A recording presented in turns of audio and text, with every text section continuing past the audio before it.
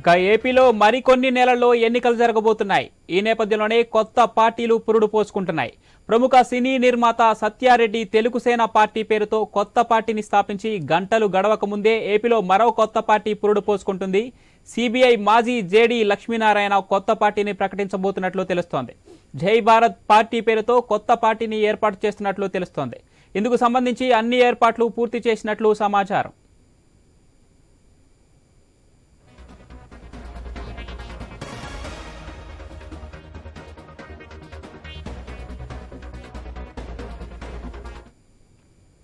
కాసేపట్లో అధికారికంగా పార్టీ గురించి ప్రకటన చేయనున్నట్లు తెలుస్తోంది. గత ఏడాది పార్టీని సిబిఐ మాజీ జేడీ లక్ష్మీనారాయణ రిజిస్ట్రేషన్ చేయించినట్లు తెలుస్తోంది. ఇకపోతే వచ్చే ఎన్నికల్లో విశాఖ ఎంపీగా లక్ష్మీనారాయణ పోటీ చేయాలని భావిస్తున్నారు. తొలుత ఆయన మళ్లీ జనసేన పార్టీలో చేరి పోటీ చేస్తారని అంతా భావించారు. కానీ ఆయన సొంతంగా పార్టీ పెట్టబోతున్నారనే వార్త ప్రస్తుతం సంచలనంగా మారింది. రైట్, ఇక ఇదే విషయంపై మరింత సమాచారం మా ప్రతినిధి సాంబశివరావు అందిస్తారు. Yes Sambasivarao.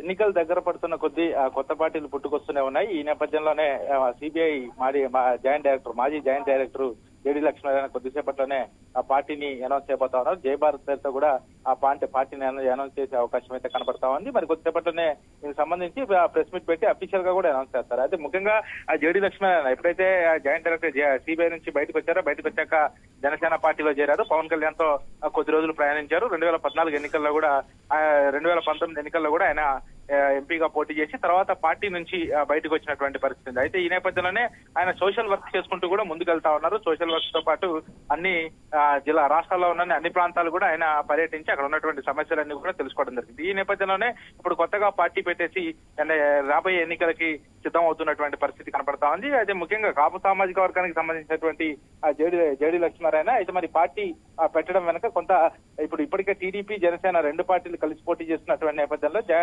JD Lakshminarayana party పెట్టి ఆ పార్టీలోంచి కొన్ని ఓట్లు చీరుస్తారనే ఊహాగానాలు మాత్రం వినపడతా ఉన్నాయి. అయితే మరి ఆ జేడీ లక్ష్మీనారాయణ సిద్ధాంతం ఏంటి, మరి ఆ పార్టీ పెట్టడానికి గల ప్రధాన కారణాలు ఏంటి, మరి ఆ పార్టీ మరి ఇప్పుడు ఆయన అనౌన్స్ చేసిన తర్వాత ఆ పార్టీలో ఎవరెవరు చేరతారనేది కూడా ఇప్పుడు కొంత ఆసక్తికరంగా మారిన అంశం అని చెప్పుకోవచ్చు. అయితే మరి కొద్దిసేపటి పార్టీని అనౌన్స్ చేసి పార్టీ సిద్ధాంతాలని అదేవిధంగా ఎన్నికల్లో పోటీ 2024 రాబోయే ఎన్నికల్లో ఏ విధంగా పోటీ చేస్తారు, మరి ఆయన సిద్ధాంతాలు ఏంటి, పబ్లిక్ లోకి ఏ విధంగా వెళ్తారనే అంశాలపై కూడా కొద్దిసేపట్లోనే ప్రెస్ మీట్ పెట్టి అనౌన్స్ చేసే అవకాశం కనబడతా ఉంది. Right, thank you Sambasivarao.